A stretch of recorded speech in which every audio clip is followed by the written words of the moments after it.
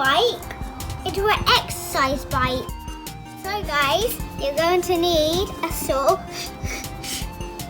You're going to need a drill.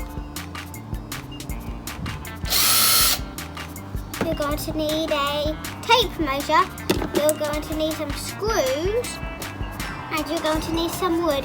And, of course, a pencil to mark it. Get your pencil and then measure it.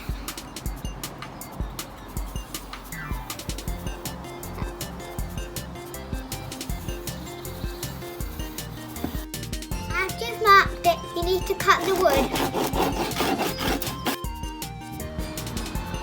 Now guys, we have to put our safety goggles on, definitely, and our ear defenders, and then start screwing. Now ask Adult to put your stabilizers on, and then ask Adult again to put the blocks underneath stabilizers, and then you can start riding it.